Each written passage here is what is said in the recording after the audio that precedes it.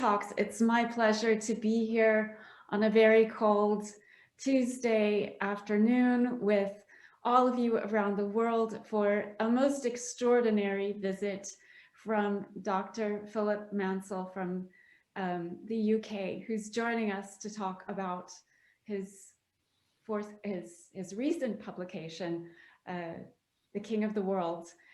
And our relationship goes back to a submission I made to the Journal for the Society of Court Studies, an organization which he founded. So thanks to that connection, thanks to the Society for Court Studies, it's superlative. It's a superlative honor to have him with us today.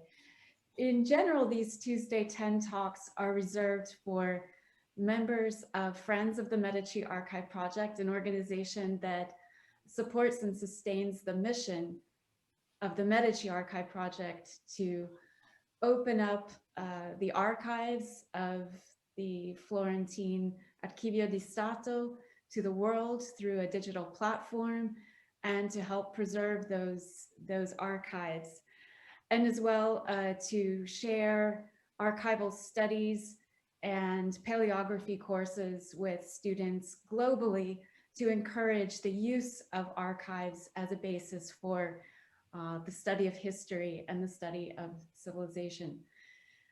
Without further ado, I'll pass the floor to Dr. Sheila Folliott, one of our trustees, who will speak a little bit more about the Medici Archive. Thank you, Dr. Folliott. Well, you're welcome, and welcome friends and guests. The Friends group is growing, but as a board member, I would ask you to think about other people you might know who might want to join this organization, and we'd be happy to contact them if you provide names to Sheila Barker, or you can ask them too, or if you happen to know people or foundations that support research, we could use any kind of help or advice of that sort. Thank you very much. And I'd also like to take the opportunity to thank Sheila Barker properly for what she and others have launched here and the wonderful following that we are getting. I don't think I want to introduce Philip Mansel to the extent that he could be introduced, because it would take all of the time that we've set aside for him to speak. He is such a distinguished scholar. But I think I would particularly like to mention his being a co-founder of the Society for Court Studies and other things that have really helped the profession. The journal, The Court Historian, which he's edited, I think now the society is 25 and counting years on. That's correct.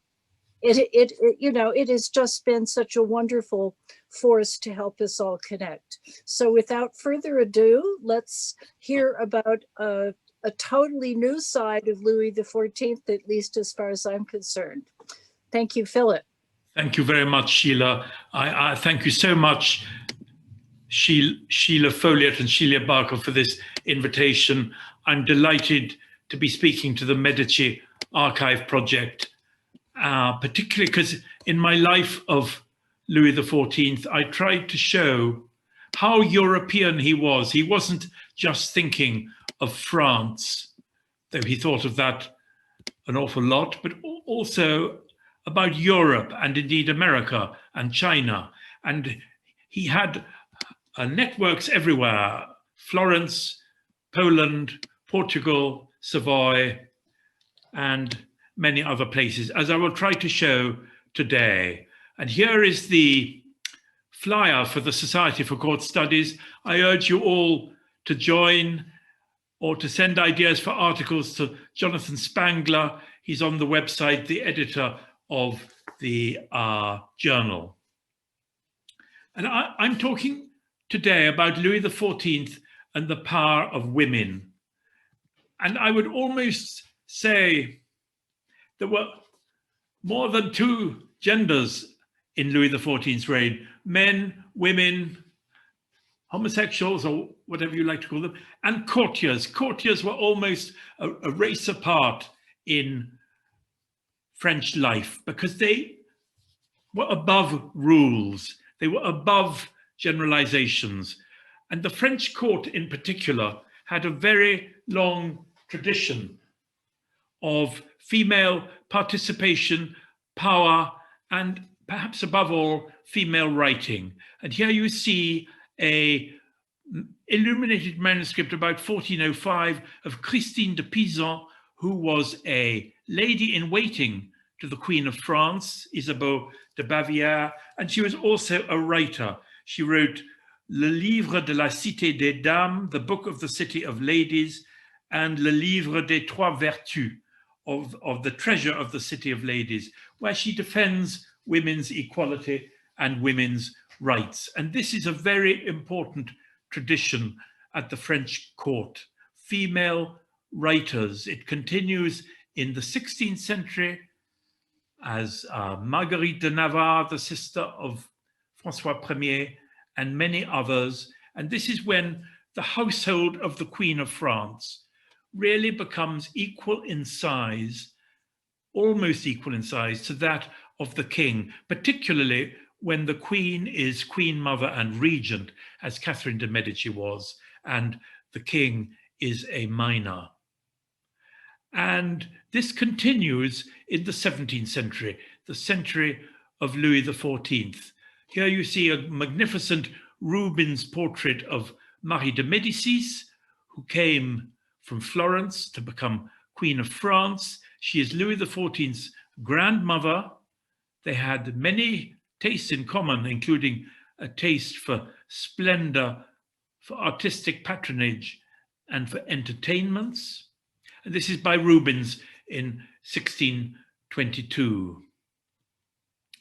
And this literary tradition of women writing, or writing about women, here is a book, de l'égalité des deux sexes, discours physique et moral, où l'on voit l'importance de se défaire des préjugés, the importance of getting rid of prejudices, the equality of the two sexes.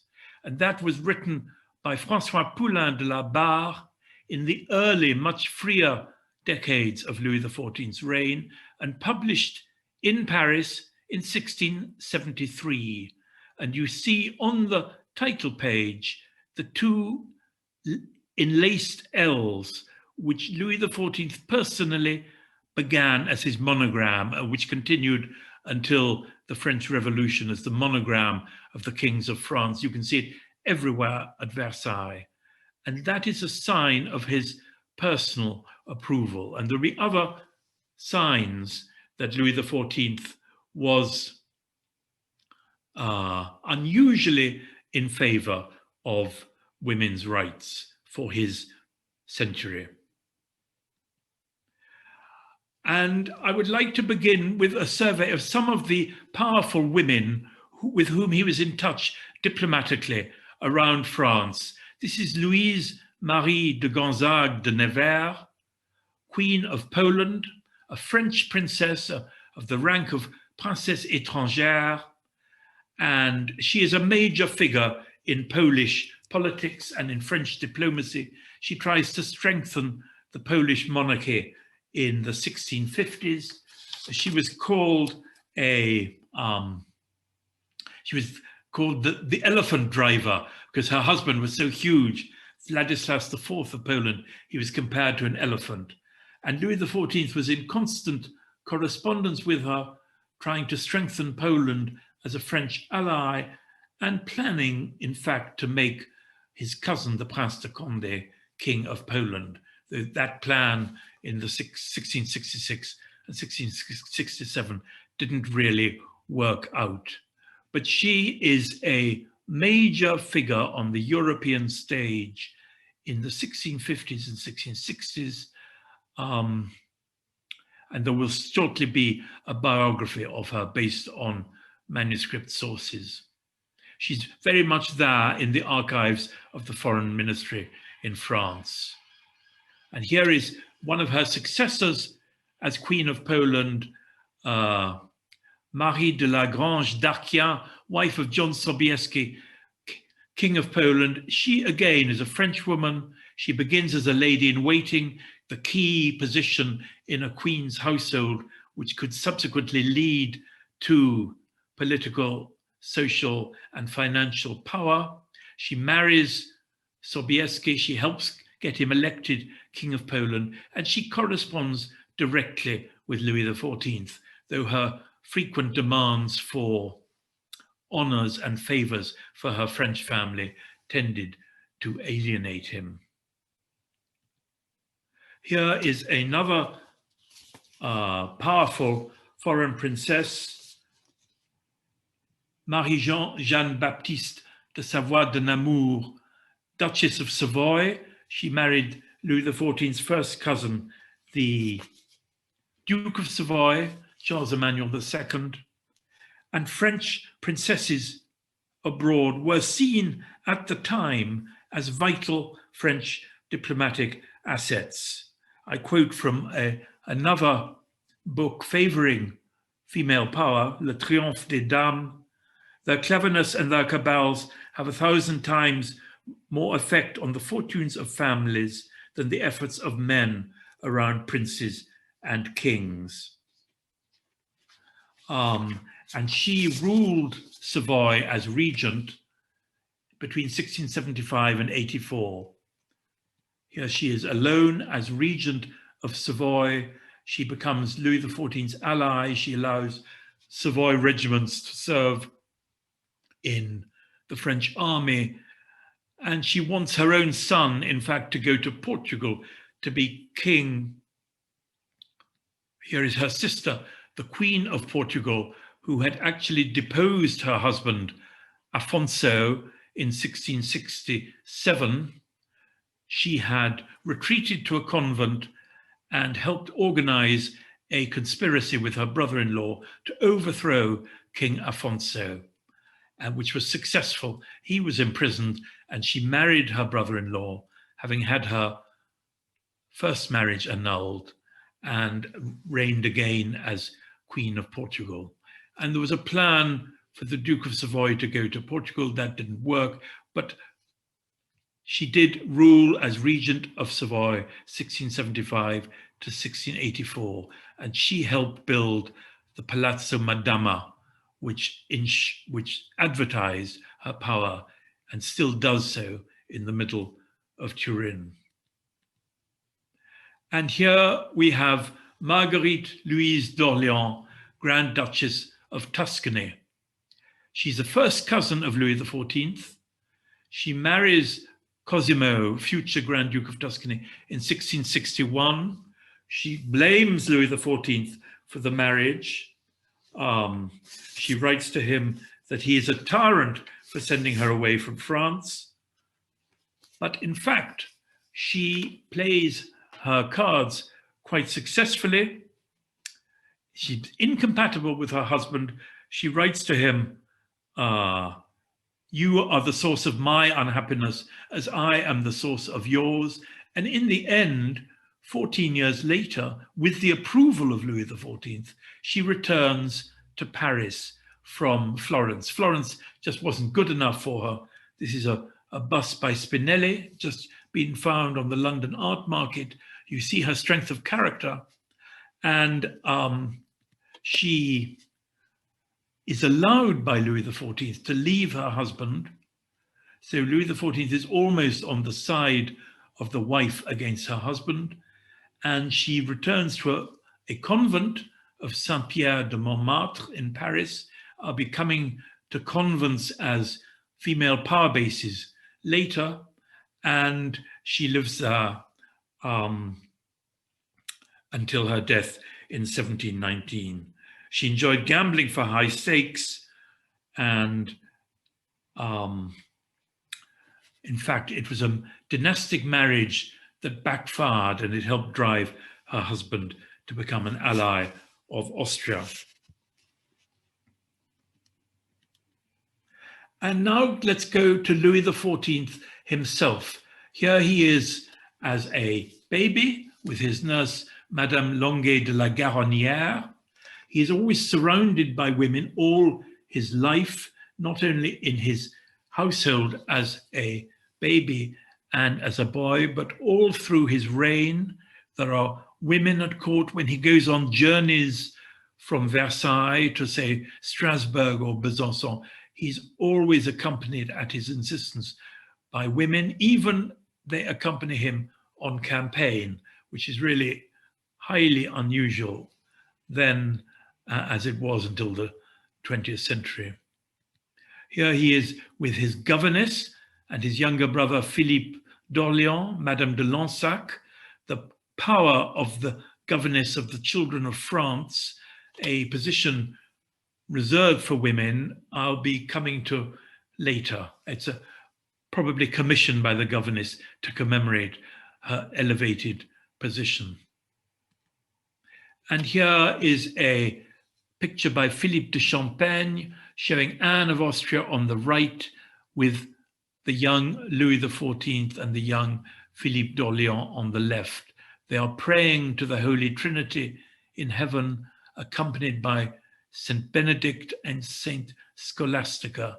You see the piety of the French royal family and the prominence of Louis XIV's mother, Anne of Austria, who is regent until 1653, for the first 10 years of his reign, a major political figure.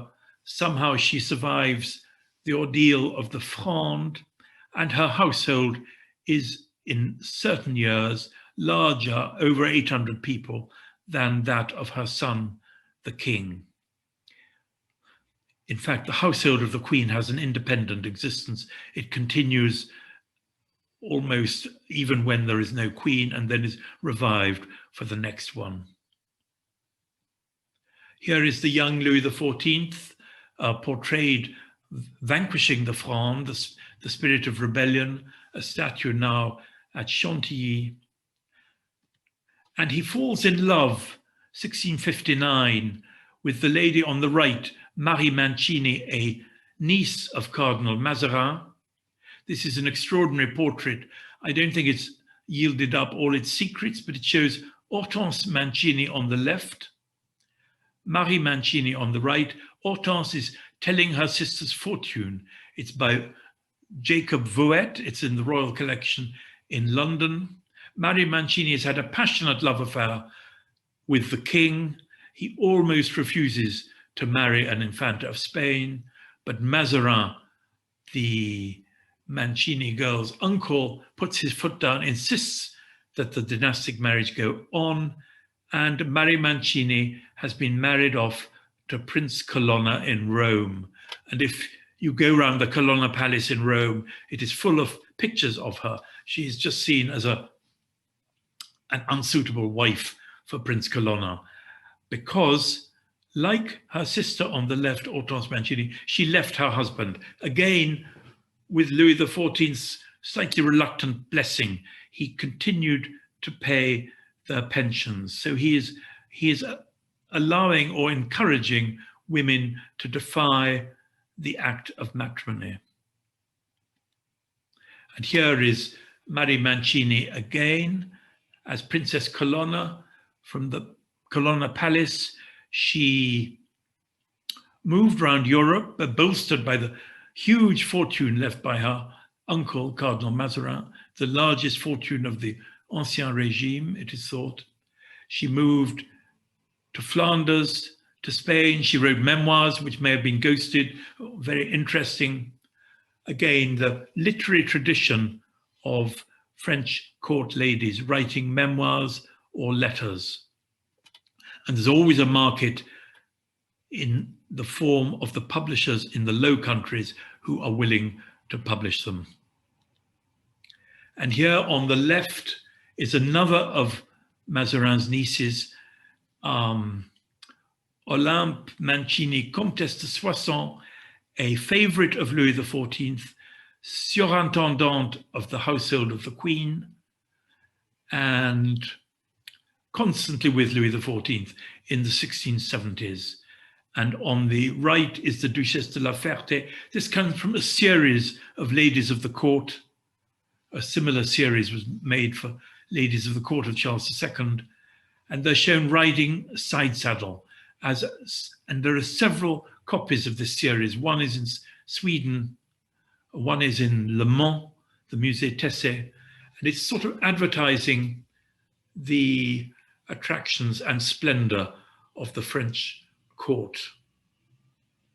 And one of Louis XIV's innovations was to go on rides with the ladies of the court, chevauchés, as they are encouraged to take more part in the outdoor activities which the king adored.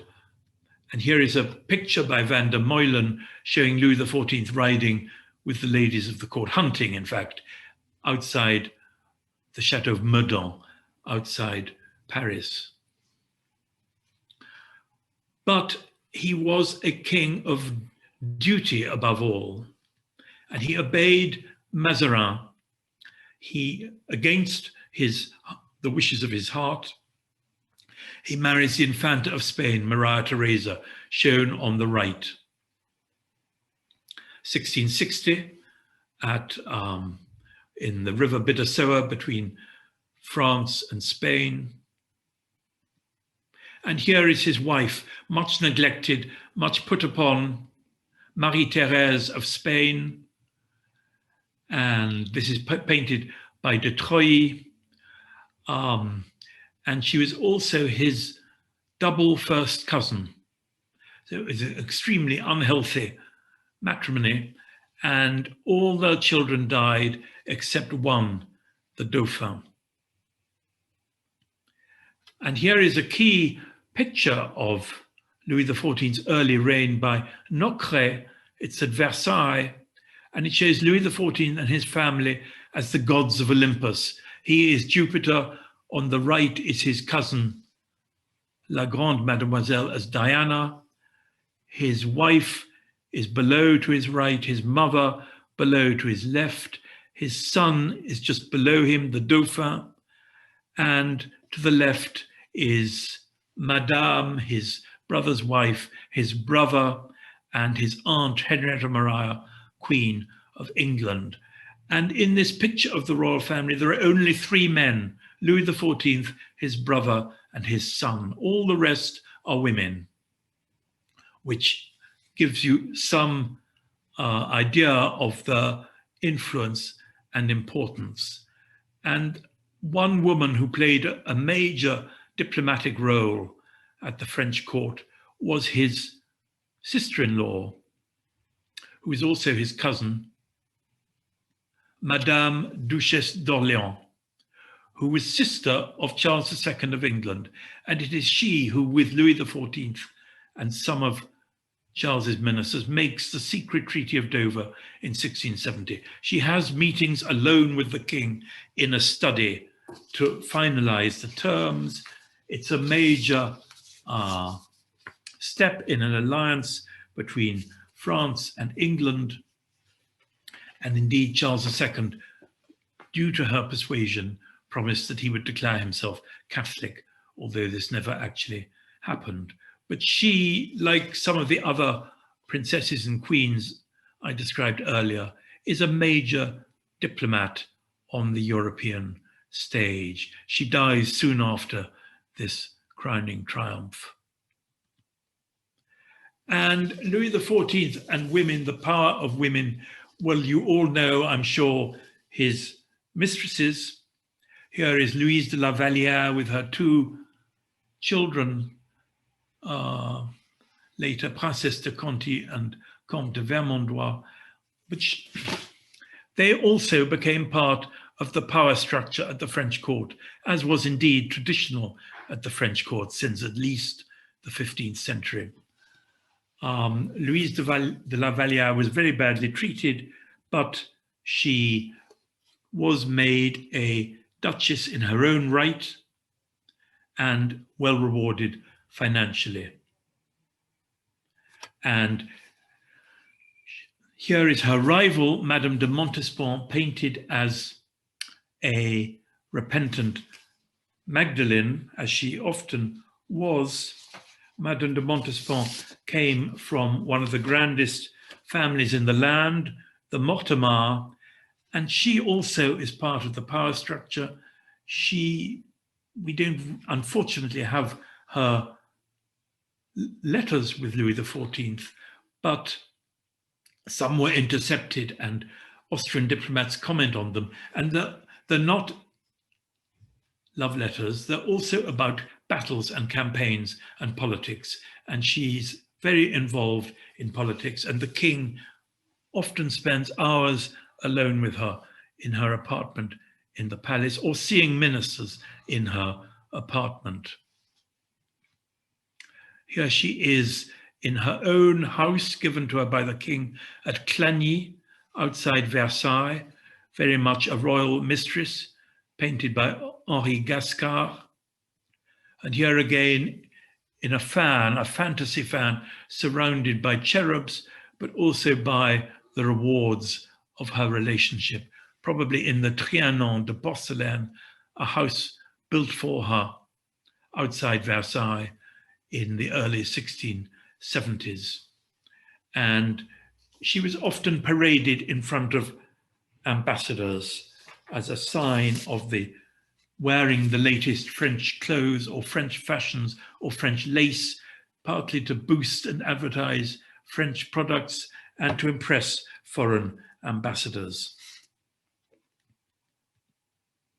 And finally, Louise de la Vallière leaves the court, 1674, and where does she go?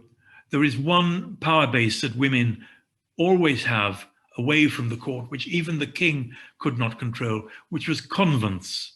And they were growing in France at this time, the height of the Counter-Reformation. There are convents of, for example, I'm just naming a few orders, Feuillantine, Bernardine, Visitandine, Capucine, and many more. And Louise de la Vallière goes to a particularly strict one of the Dames, the Carmes déchaussées, the Carmelites who don't wear shoes.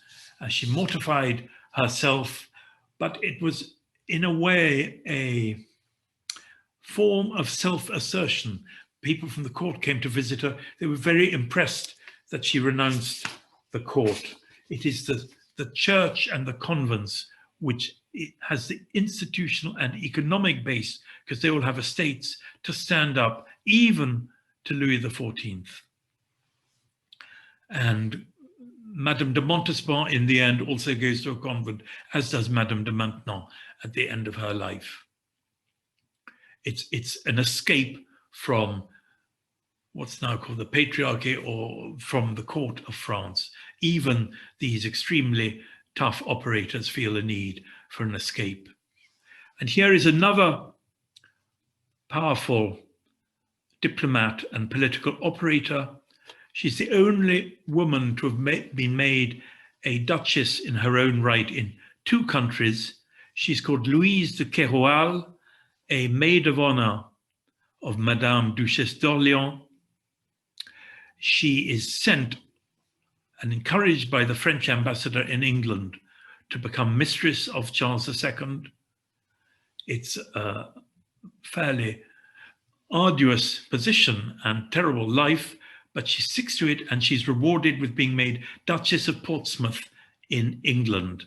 And here she is with an African servant, and she's lifting up the edge of her dress to show her tabouret or stool, the stool which was reserved for duchesses at the French court.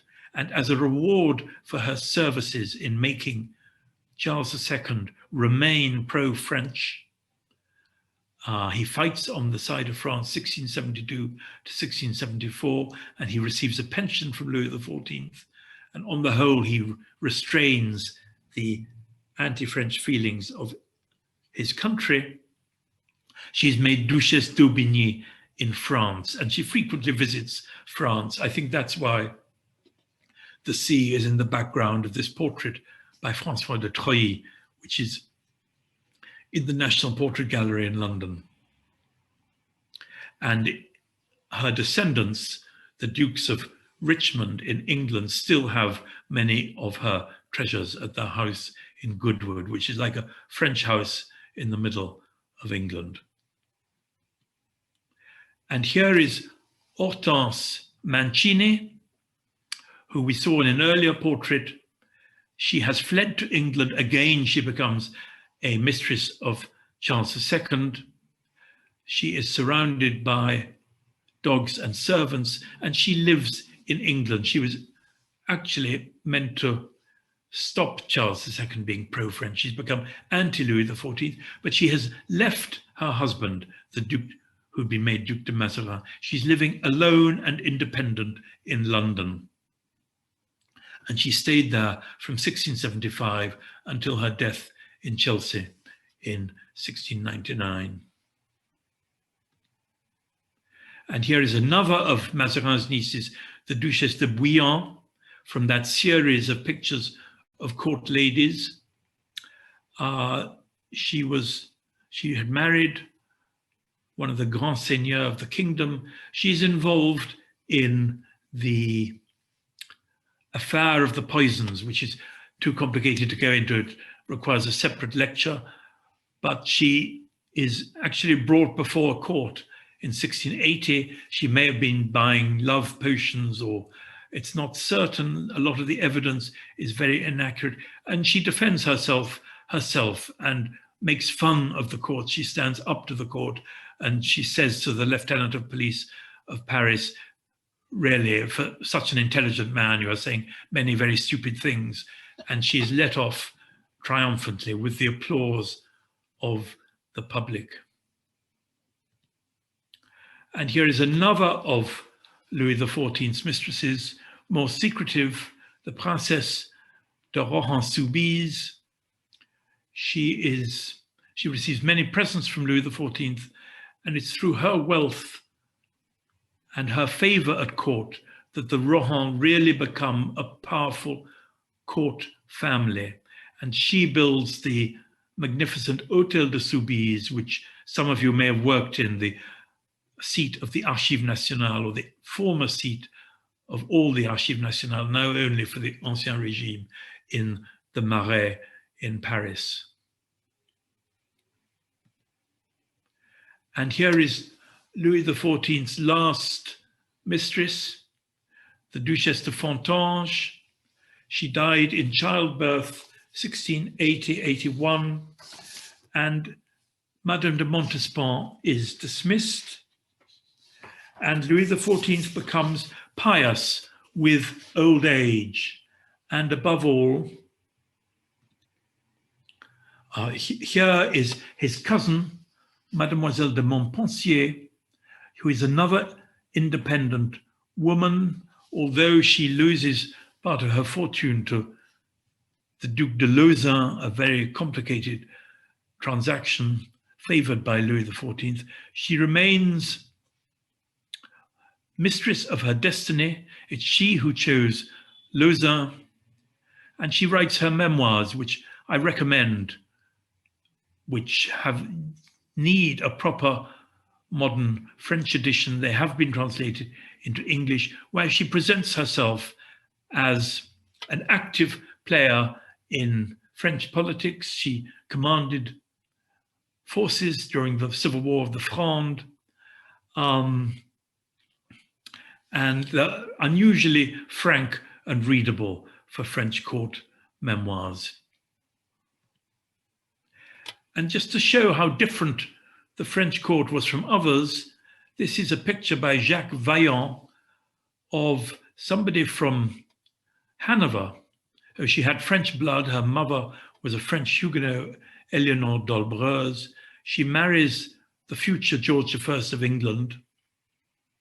Those are her two children with her, but she never sees them after 1693, when they are about 8 years old, because she is arrested. She's been having a love affair with Count Königsmarck, and in Lutheran Hanover, the church court is entirely in the hands of her husband and his family, and she's locked up for 30 years until her death, from 1693 until her death in 1727. She's regarded as a non-person. She's demoted from her rank. She's given another name, the Princess of Alden. And when she dies, George I forbids the children from wearing mourning for their mother. And that is what happened outside France, but the French court was known as a paradise of freedom for women compared to other courts. And here is Louis XIV's last attachment, Madame de Maintenon. Again, you see the power of women. She had been the widow of a poet, Paul Scarron. She becomes governess of the king's illegitimate children. She soon becomes a favorite. She's highly intelligent, extremely well educated. She never loses her temper, unlike Madame de Montespan. And here she is with her niece, who becomes Duchess de Noailles, and in the background, her school called Saint-Cyr. And her rise is described by one of the great letter writers of the century, Madame de Sévigné. The year is 1680. She writes, "The favor of Madame de Maintenon is increasing every day. There are infinite conversations with His Majesty." Maintenon's conversations from 6 to 10 in the evening in his apartment were of a length which makes everyone wonder. Ministers now courted Madame de Maintenon as much as they were courted by everybody else. While he visited Madame de Montespan for only a few moments each day, the favor of Madame de Maintenon is still supreme, and she maintained it from 1680 until 1715, an extraordinary achievement. And after the Queen dies in 1683, it's almost certain they had a secret morganatic marriage. In public, she is just a lady in waiting of the king's daughter-in-law, but in the private apartments, she behaves as if she is Queen of France. And she's 2 years older than him, and he shows her every respect while walking around the gardens, for example. He bends down to talk to her, showing her more deference than he had to the Queen. And she makes him respectable. She makes him pious again. Once she is his second wife, everybody goes to chapel. It's as full every day as it had formerly been, only at Easter. And one of her great joys was being an educator. She believed in female education. She knew how important it was. And this is a representation of her school at Saint-Cyr, a few miles from Versailles, which Louis XIV, at her request, founded and paid for in 1684 to 85. You see Louis XIV surrounded by the girls and teachers at Saint-Cyr. It educated poor, young, noble women. And even though Madame de Maintenon does often disparage matrimony, they're educated for matrimony, and particularly officers' daughters. And this is a very rare print. It shows Madame de Maintenon next to Louis XIV in public. The occasion is a great military camp and review at Compiègne in 1698. She gradually becomes his chief advisor, and he begins to meet ministers in her apartment in Versailles to ask her advice. And her correspondence has just been published in entirety, not only her letters out, but the letters in to her. And there you see how the monarchy and to a certain extent France itself worked. There's networks of correspondence linking people via Madame de Maintenon to the king, asking for jobs, asking for money, and giving her news of what's going on in France, because Versailles wasn't a separate world. It's an open world, a hub where couriers are coming all the time, bringing letters and news and messengers. It's more like Washington, D.C. than the Escurial, I would say. I'm sure the Escurial was also open. It really is an employment bureau, a news center, an entertainment center, a visitor destination, and much else. And Madame de Maintenon is at the center of the web. And then later, the chief woman in public at the end of the reign is this lady painted by Gobert, the Duchess de Bourgogne. She is a great niece of Louis XIV, who marries his grandson, the Duc de Bourgogne. And she is the animator of court life and entertainment in the last 2 decades of the reign. It's not a somber, gloomy place, as is sometimes said. She is making sure that there are plays, concerts, operas, and balls constantly through the year. And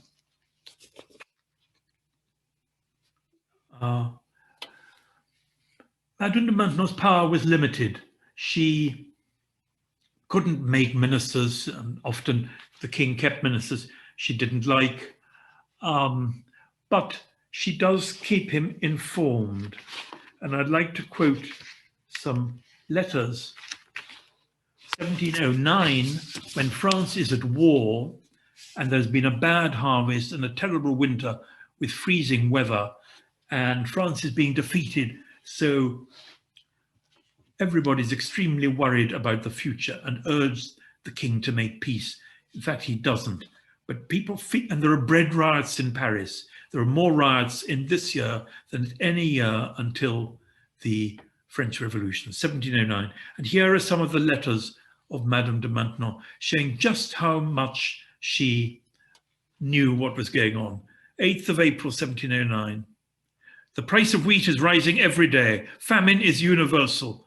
God wants to reduce us to the last extremities. I think we must yield to force to the hand of God, who is visibly against us, and that the king owes more to his peoples than to himself. So in fact, she's quite critical of the king. We are at Marly, but you hear of nothing in this ravishing place but poverty. No laborer is as worried as we are about wheat and its price. Paris is very difficult to control. Bread is becoming more expensive there every day. We have seditions everywhere. So she's absolutely on the ball. Our court is very sad. We talk only of oats, wheat, and barley. The greatest misfortunes, this is 26th of August, when there are riots in Paris, but the guards and the troops remain loyal, which they didn't in 1789. The greatest misfortunes have often had smaller beginnings. The question of wheat will make me lose my head. I'm used to living on poison. This is the 4th of November. I'm no longer good for anything. She's so worried and concerned about the situation.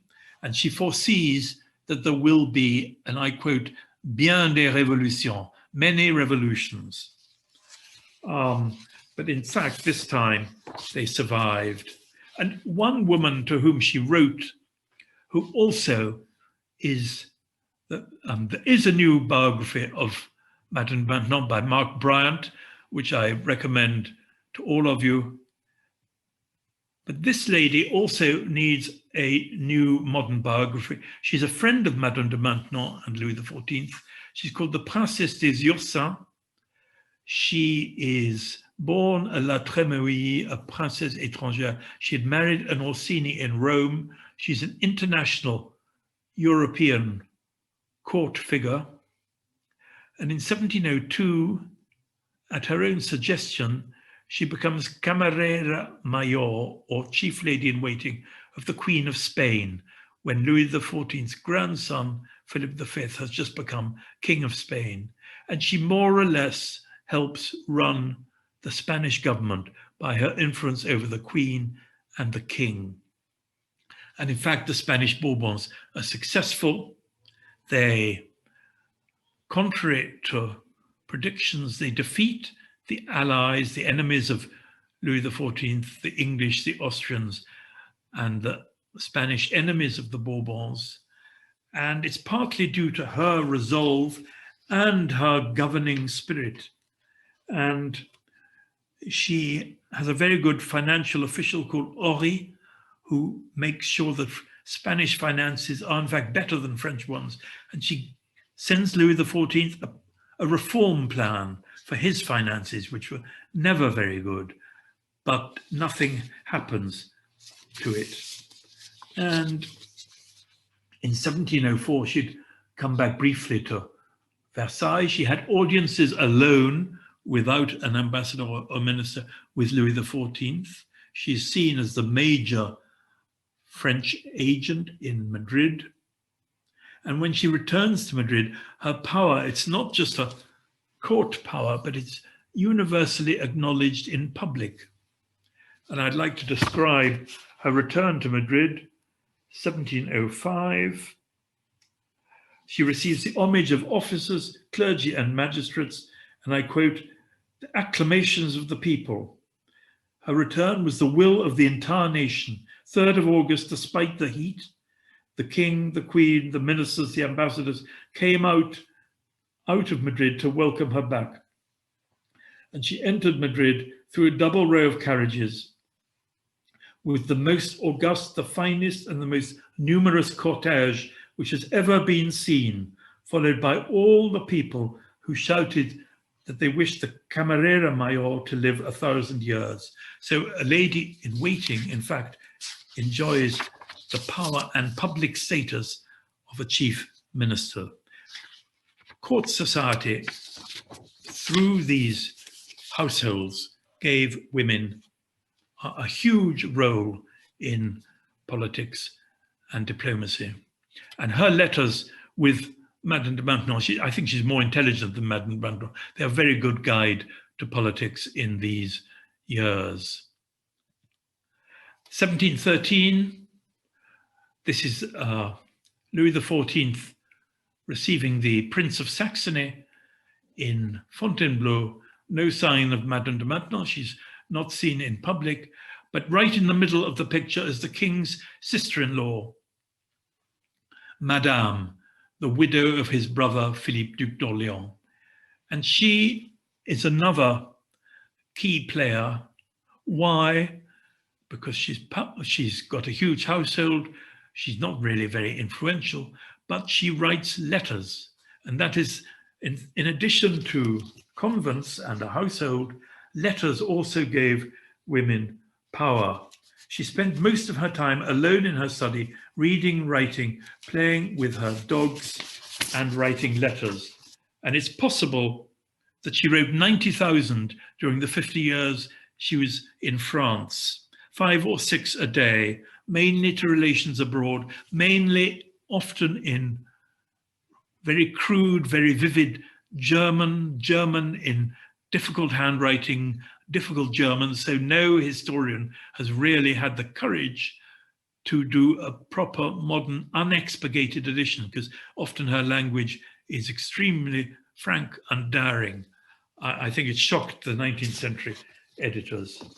But when they are published, she will be seen as a truly independent mind and woman. She's in this very, very Catholic court, but she remains attached to the Protestantism of her childhood. And she constantly criticizes Louis XIV in her letters and loathes Madame de Maintenon. She compares her to mouse droppings. She says the Bourbons always throw up after meals. I don't believe that, but she's prepared to say anything to her German relations. And I'd like to end, this is very near the end of Louis XIV's life. He dies in 1715. Here she is by Rigaud, done in 1702.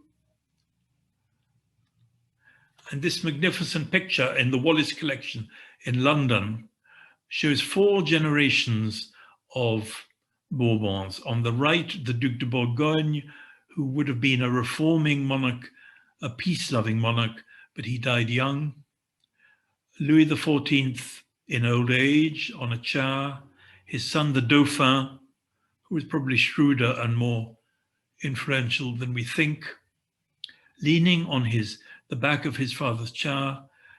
That is a great-grandson, the Duc de Bretagne. He dies soon. They all die really because of very bad doctors, partly Louis XIV's choices. There were better doctors in Paris than at Versailles.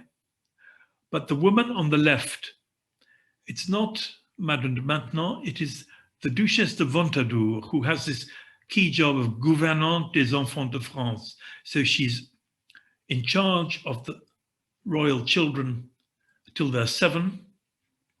And she, in fact, has control. And because of her common sense, she removed the brother of this little prince, who later becomes Louis XV, from the control of the doctors. He's not bled or given other terrible treatments. She feeds him biscuits soaked in wine and he survives. And that is her choice.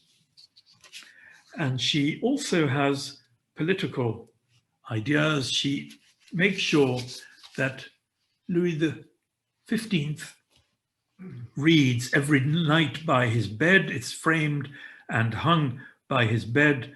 The last words of Louis XIV, very critical. Do not imitate me in my wars. Try always to maintain peace with your neighbors, to relieve your people as much as you will be able to, which I have had the misfortune to be unable to do. And the Duchess de Vontado on the left, she actually had a court job longer than any other lady in the history of the court, from 1686 to 1746. So I'd like to conclude with this very important figure and a reminder that the court was different from cities and the countryside. It was really a world following different laws and a world where women had a highly important role. Thank you very much. Thank you, Dr. Mansel, for an enthralling and incredible, surprisingly rich panoply of spirited, intelligent, influential, enterprising women. This has been very eye-opening. I would like to ask Dr. Folliott if she would like to make a few comments or lead the questions and answers, because she has a much better understanding of the situation in France than I do. And then we could My goodness, what a wealth of information you have at your fingertips or between your ears, or whatever would be the most appropriate metaphor. I mean, I'm just on stun level with not just the positions, but something that I've always thought was incredibly important, which is the kinship, the relationships, because this is how one can get a much better connection of how things happen at court. So I thought that was a stunning tour de force. And also how many of these women were portrayed absolutely beautifully. It's not always the case that you have, high quality portraits. That's just a bit of an aside, but thank you so much. I'm sure that there are plenty of other questions from people who are just as kind of bowled over as I am. Thank you very much. In fact, I thought that this should not only be a book, but it could also be an exhibition in a museum. You put together such important images that give us so many unexpected insights into their role. For instance, the last one of the later ones you showed us of the woman who wrote letters in German, standing directly in the center of the painting underneath the chandelier. Clearly, the artist wanted to convey information about the importance of her role. Yes. And she's also very good at introducing German princes in Versailles and Paris and entertaining them. And everybody knew she was writing these letters, or even the king, because his police intercepted letters, of course. And they knew even that they were quite rude, but nobody did anything about them. And you're right, there should be an exhibition. There are many undiscovered painters, and there's this great painter, Rigaud, who paints Madame. And there is an exhibition now, if only we could get to it, in Versailles. Well, it's obviously shut, but it's this winter, a great big retrospective on Hyacinthe Rigaud, who is one of the best painters of the time. And of course, all this is also happening under Catherine de Medici in the 16th century with amazing paintings then also, and tapestries. I do want to ask one question that is very broad. It's not specific to this talk. It encompasses your work on Louis XIV in your recent book. And then I'll go to the questions of our audience, which I'm sure are very specific. For your work on Louis XIV, coming at a mature point in your career, how has your earlier work on the late Regency and your work on the Ottoman Empire influenced the way you've approached the topic of Louis XIV? Well, I approach him from really, my later interests. The 19th century constitutional monarchy. So I approach him slightly through that prism. And I was also, when younger, rather annoyed with a lot of very adulatory biographies, usually by French people, but not only by French people, saying ce grand roi, le grand règne, and all that. And actually, it's quite disastrous because he leaves England almost stronger than France, and France exhausted economically and demographically. So I'm trying to explain why he has such this immense reputation when the reality is much harsher. And I'm trying to explain also from the point of view of the revolution and later, well, why Versailles? Why the hell is this enormous palace made? And I think Versailles is not the problem. I think it worked quite well, at least under Louis XIV, because it's so open. It's the finances and the wars that are the problem, more than the palace or the court, which at least under Louis XIV, there's a job for everybody, more or less. And I'm very aware of the people in 1780 referring back to Louis XIV. Even Napoleon refers back to Louis XIV quite a lot. And so I wanted to see what was really going on. And to understand to try to understand at least a little how Versailles worked. And then the Ottoman Empire fits in. It's a key part of Louis XIV's diplomacy, as it had been of other French kings, and as it would be of future French kings and rulers. And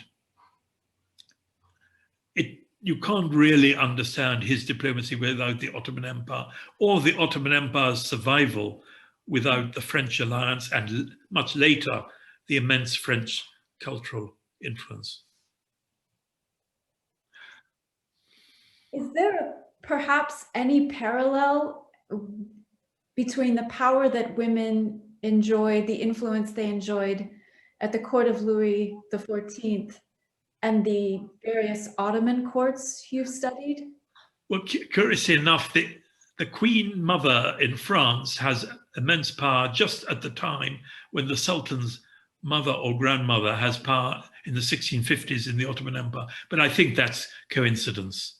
Mm-hmm. But certainly the role of the mother is comparable, but also in other monarchies. What's unusual in France is the power of somebody like Madame de Maintenon or Madame de Montespan or other women who are running their fortunes, like Mademoiselle, his cousin, who actually makes her father give up her mother's estates, which rightfully belonged to her. But not many daughters would have had the audacity to do that, but she did. Because I think some aspects of French law could help some French women. And in some ways, I believe, I haven't really studied it, the Code Civil goes back on some women's property rights. I would love to get in deeper, but I feel that I am monopolizing this conversation, and there are lots of people. So one of our members of Friends of the Medici Archive Project is a Polish scholar, Łukasz Heidich, and he says, "I'd like to thank Dr. Mansel for the Polish accents." Well, I think it's very important. And Chantal Grell is writing a modern life of Marie-Louise de Gonzague, Queen of Poland. And Poland is often omitted. But I think the beginning of the end of French hegemony in Europe is when the Prince de Conti fails to be elected King of Poland in 1697. Or he is, but he can't impose himself as king.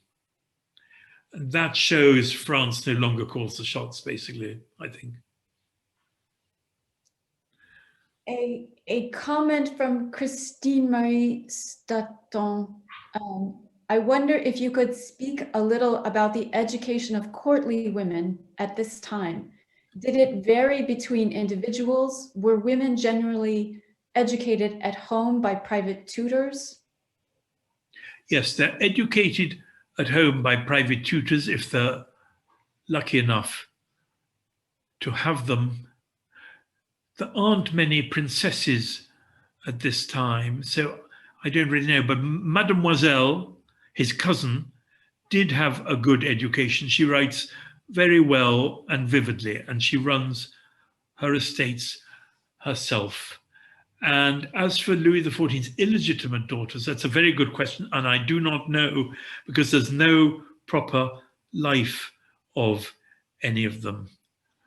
But the education at Saint-Cyr for these poor noble women was fairly basic, but good. I mean, they could recite Racine, they could act parts in plays, they knew French and history and a bit of mathematics. It was a model for other girls' school in other countries later. I should think, it varied from family to family, but I should think the general level was better than in England at that time. I would like to ask my own follow-up question to this particular discussion. These art d'agrément, these various skills that women were taught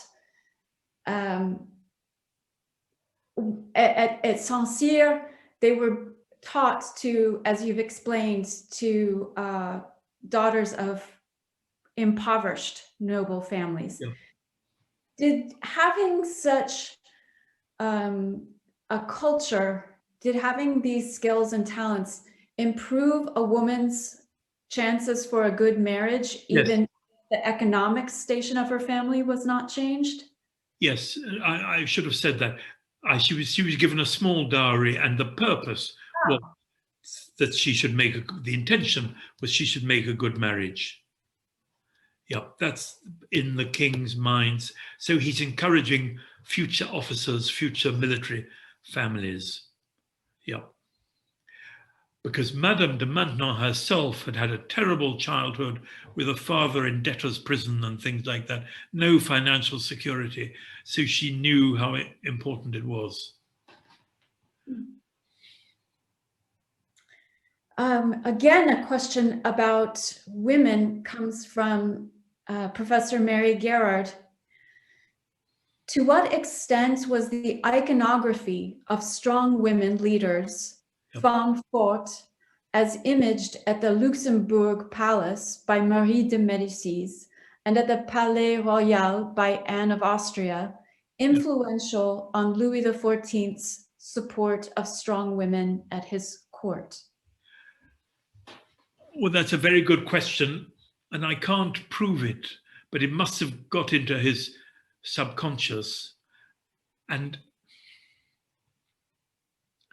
I'm sure, although his gallery, the Galerie des Glaces, it's entirely about him only, and there aren't many femmes fortes in his gallery.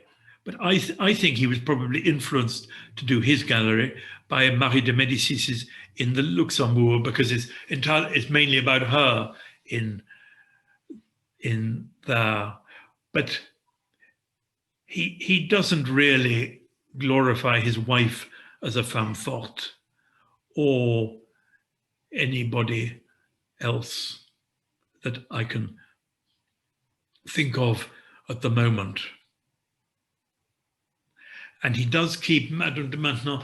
It's a very odd, individual, original relationship. He keeps her, I mean, she's the most important person to him, an advisor, but he keeps her semi-public only.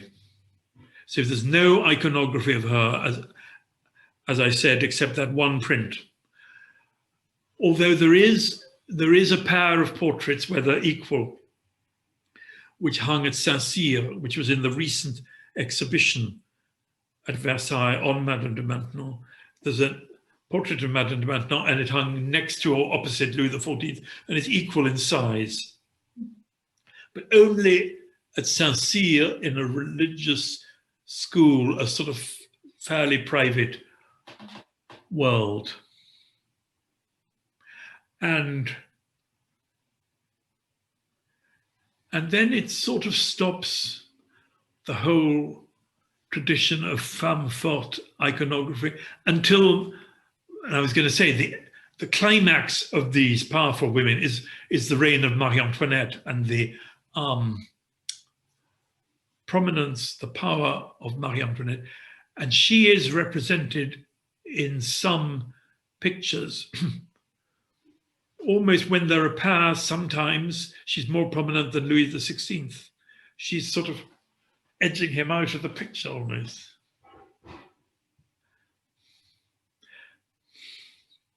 Those massive dresses and the hairstyles also helped give these women a larger physical presence. Yes, that's a very good point. And the grand habit, which they always had to wear in front of Louis XIV, it's a huge structure with this whalebone skirt, I think it's whalebones, and then a train always. So in fact, they take up more room than a man. Expense and the time spent in preparation. And there's this very good new book by an author whose name I've forgotten about, Status at the Court of Louis XIV, where you see how men and women were arguing about the length of the mantle at court to indicate the status. And they would have secret discussions to try and have longer mantles at mourning ceremonies or something like that, and get in there ahead of other princes, rivals, including Louis XIV having secret discussions for his illegitimate children to advance in rank into the real royal family. And often it's through the length of your manteau. That must be a very fascinating insight to the relative power of their mothers. It's yes. An uncharted kind of hierarchical battlefield. Power, not just through the king, but through the estates, the economic power they have won. And also, I forgot to say, women were also intermediaries, they were job fixers. You went to a woman at court saying, please make sure that my son becomes a lieutenant, or the university is moved from Besançon to Dole or something like that. And many bishops, Fenelon, the great reforming archbishop, he denounces the power and presence of women at court for this reason. And Madame de Montespan, when she retires, she goes to a convent and she employs poor girls to do embroidery for her, which she then sells for the convent. So it's a separate economic world and activity. All of these questions and discussions raise doubts about the resentment in the world of courtiers that you mentioned at the very beginning, the male courtiers. Had that power structure become too ossified?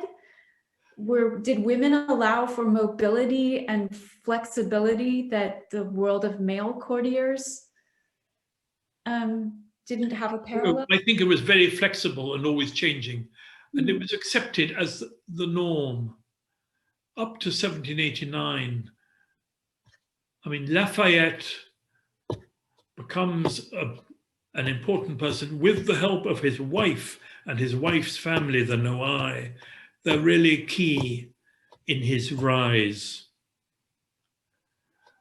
And then the revolution is to a certain extent anti-women, with Marie Antoinette as one among many examples. That makes good sense. Turning to some questions from the audience. I'll just read it. Yes. You mentioned Sophie Dorothea, the Princess of Aïden. I apologize for my pronunciation. Yes. Do you think such a situation would have been handled differently if it had happened in France? Yes, I do. Because Louis XIV's mother, Anne of Austria, had admirers, and she's committing treason with Spain. She's secretly corresponding with her husband's enemies. And she was humiliated, searched and all that, but she wasn't, well, she couldn't really be put away because she might have the next king of France, but she wasn't treated in a similar way. And there were other women, like Louis XIV's illegitimate daughters were said to have lots of love affairs, and they were allowed great freedom. No, I think it's specific to George I and Hanover.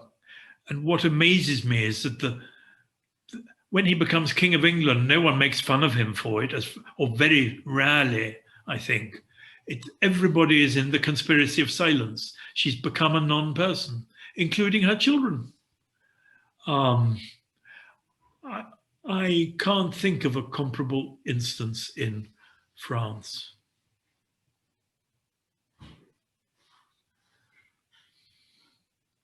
And shall I move on to? Yes. Yes. Okay. Sue Roberts asks, and one wonders, où sont les hommes? Years ago, one learned that Louis XIV brought all the nobility to Versailles to undermine their political and territorial powers to avoid another Fronde. Did Louis mistrust, discount them so? No. Les hommes sont là, but they're not all important. The ministers are the key, and I think the nobles come to Versailles, but they don't stay there all the year, every year. They do go off on campaign or to their estates, or above all to Paris, which is a lot more fun. They come to Versailles for 3 months or a year when the court duty is happening, and otherwise they're somewhere else. And there's about 150 apartments at Versailles for courtiers. I mean, you can't have all the nobility at Versailles. and there's more apartments for princes. There's apartments in the town of Versailles, but it's really for big occasions. Otherwise, they're running around France, or you can see a lot of very fine chateaux built in France, or houses in small towns. It's not a prison, in my opinion, and its real reason was to impress all of France, the rebellious cities as well as nobles, and to impress Europe and to say, look what France can do. Now we've got a palace as good as Rome or Italy. There's an inferiority correspondence towards Italy, towards Florence and Rome. Because if you remember when Marie de Medici came to the Louvre, she thought people were making fun of her. It was so shabby, so disgraceful for a royal palace by her standards. And so he's competing with ancient Rome and modern Rome. And when there's a big fete for a conquest or for the marriage of the Duc de Bourgogne, then everybody can watch the fireworks or the ball or whatever's happening. It's more like Washington, D.C., in my opinion.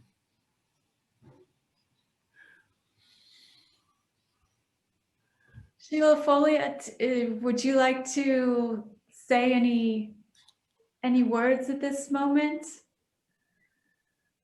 Have we come to an appropriate end? I'm sure we could just go on forever and ever, but my gosh, what an exceptional talk. And thank you so much, Philip. And how wonderful to bring these two societies together. I think what you had to say about the world of Versailles is very comparable to the Medici court in one respect, and that is that letters are coming and going and news is coming and going all the time.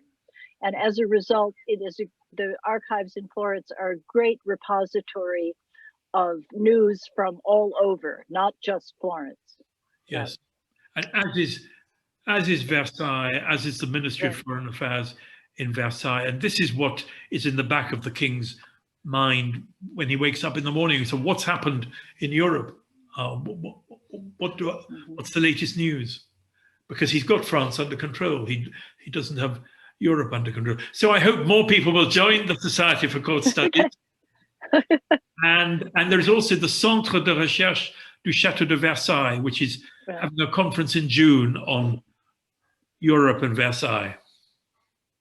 Hopefully. Yeah. Well, thank you from all of us. Yes, thank you. Thank you very much. Thank you, Sheila. Thank you. Goodbye, everyone.